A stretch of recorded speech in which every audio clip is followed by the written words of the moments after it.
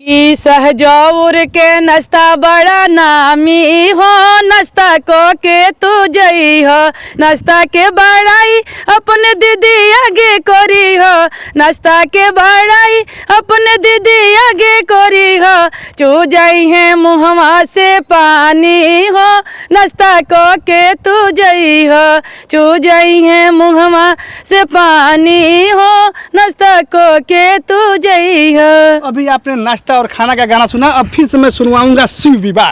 जब विवाह होता है दुल्हा दुल्हन का, वह मैं गाना सुनवाने का आप सभी को प्रयास करूंगा। भाभी के द्वारा काफ़ी वायरल हुई है ये। कभी भी अगर आपको अपनी शादी विवाह में, तिलक या बर्थडे में बुलाना चाहते हो तो मैं चलता हुआ स्क्रीन पर इनका नंबर दूंगा। उस नंबर के जरिए भाभी से आप संपर्क कर सकते हैं और अपने घर बुला सकते हैं। शादी विवाह, पार्टी, जन्मदिन, जो भी हो चीज़, मांगलिक कार्यक्रम, गृह प्रवेश में आप बुला सकते हैं और इनसे गाना गवा सकते हैं। मैं चलता हुआ स्क्रीन पर नंबर भी दूंगा। और शिव विवाह, जब दुल्हा दुल्हन की शादी होता है तो शिव विवाह जो गाना होता है सुनाइए।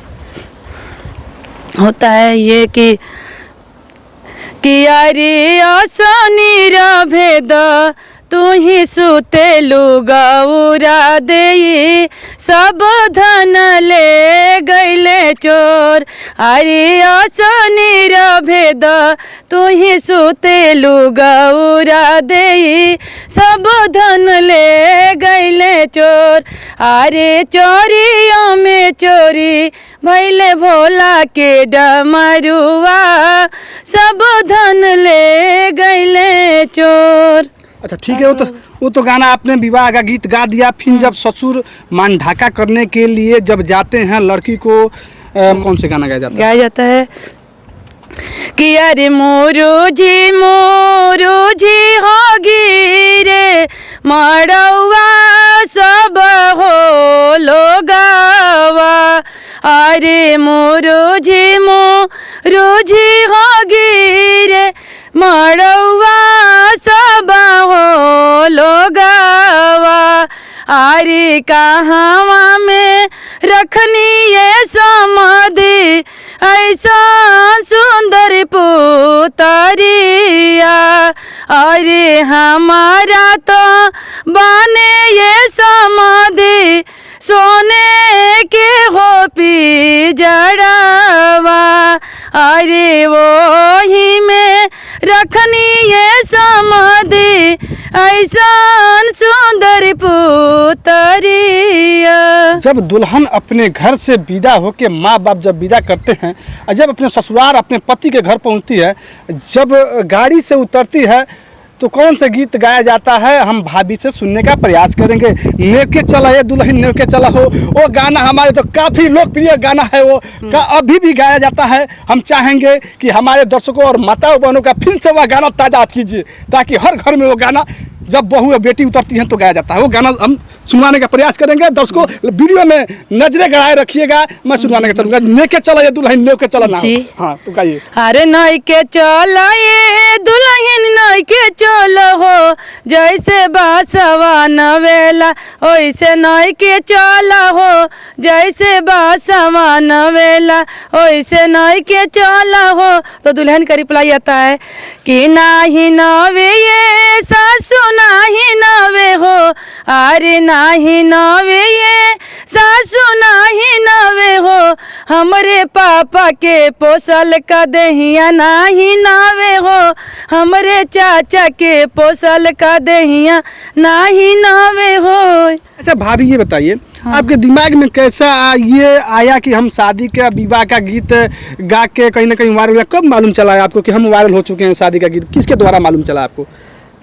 हमको मतलब जब देखे अपने पेज पे तो देखे कि मतलब मिलियन में व्यू जा रहा है, और कई लोग मैसेंजर पे और मतलब मेरे फोन करने लगे, उनको बताने लगे कि हाँ आप वायरल हो गए, आपका गाना वायरल हो चुका है, मिलियन जाने लगा। कैसे आपके दिमाग में आया कि हम शादी कहीं ना कहीं गीत गाना गा के आप सोशल मीडिया पे आना चाहते हैं? कैसे दिमाग में आपका आ गया? बस सबका सपोर्ट रहा, मेरी बड़ी बेटी का सपोर्ट रहा, हस्बैंड का सपोर्ट रहा, मेरी दीदी लोग हैं उन लोग का सपोर्ट रहा, तो फिर मतलब वो लोग कहेंगे आप शादी का गीत गाइए। हाँ, वो लोग कहती है कि शादी का गीत गाओ, और मेरी बेटी भी कहती है कि काफी शादी का गीत मतलब जिंदगी में मतलब सोची कि हम मतलब कहीं ना कहीं शादी का गीत गाएंगे, कहीं ना कहीं हम भी सोशल मीडिया पे आके वायरल होना चाहते हैं, जैसे गोरखपुरिया भौजी हैं। हैं? अच्छा ये बताइए, एक सवाल पूछेंगे, आपके पति मतलब वो क्या करते हैं? एडवोकेट हैं। अच्छा, वकील हैं। हाँ जी, क्रिमिनल लॉयर हैं। Criminal lawyer. लॉयर हैं। अच्छा भाभी ये बताइए, जब गाना गाती हैं, कहीं घर में जाती हैं, तो हर एक पति पत्नी को नाराज होते हैं कि मतलब मत जाओ, या क्या मतलब पति उसे नाराज नहीं? जी नहीं, वो मेरा सपोर्ट करते हैं। अगर कहीं मुझे जागरण वगैरह में जाना रहता है तो मुझे साथ गाना में भी जाते हैं। जी, मैं जागरण में भी जाती हूँ, और माता जी के कीर्तन हुआ, चौकी मतलब होता है, शादी का गीत होता है, तो लेके जाते हैं साथ में। अच्छा, घर में कौन कौन लोग हैं, सदस्य आपके घर में कौन कौन लोग हैं? मेरे ससुर जी हैं, हस्बैंड हैं, और मेरे 3 बच्चे हैं, और मैं, मेरी ननद हैं। अच्छा, नंद भी है जी। तो मतलब सबका दुलार प्यार सपोर्ट रहता है? सबका सपोर्ट रहता है। कैसे दिया जाता है गाली? देखिए सुनिए आप लोग, गाली कैसे दिया जाता है। जैसे एक गाना है कि अरे समधि के दीदी इलेक्शन में खाड़ भई, समधि के दीदी इलेक्शन में खाड़ भई, अब गली गली करे प्रचार, बताव इज्जत कैसे रही, अब गली गली करे प्रचार, बताव इज्जत कैसे रही। अरे आगे आगे वोट मांगे, पीछे पीछे नोट मांगे, आगे आगे वोट मांग, पीछे पीछे नोट मांगे, अरे वो तो खोजेली बुढ़वा भातार, बताव इज्जत कैसे रही, वो तो खोजेली लइका भातार, बताव इज्जत कैसे रही। अच्छा भाभी, अभी शादी विवाह में इस समय जो सिचुएशन चल रहा है, लोग डीजे बना के असली असली गाने, ढोली चोली तमाम तरह के गाना गा के लोग डांस करते हैं, मटकोरवा में, शादी में, विवाह में। लोग इस गाने को धीरे धीरे विलुप्त करते जाएंगे, तो इस देहात की महिलाओं लोग को क्या संदेश देना चाहेंगे इससे, अपने गाड़ी की वजह से? क्या वो डीजे बजना चाहिए, असली गाना बजना चाहिए या नहीं बजना चाहिए? जी नहीं बजने चाहिए, लेकिन हम तो कहते हैं कि जैसे सब औरतों का सपोर्ट रहे और सब औरतें आगे बढ़ें। हम तो यही चाहते हैं कि अपने दम पे हर चीज। हाँ, असली जो गाने बज रहे हैं इस समय, हर घर में बेटी बहू होती हैं, असली असली तरह के गाने बज रहे हैं तमाम। ऐसे मैं कहने लायक मैं कह नहीं सकता हूँ। समझ सकती हूँ। तो क्या ये बाजा गाना बंद होना चाहिए कि नहीं होना चाहिए? बंद होना चाहिए, असली गाने तो बंद होने चाहिए ना। जिस तरह पहले जमाने में लोग गाना गाते थे, गाड़ी सी विवाह तमाम तरह से जो गाना अभी आपने हमारे दोस्तों को सुनाया, अपने लोग सुनाया, उस तरह का गाना बजना चाहिए। जी, बजना चाहिए।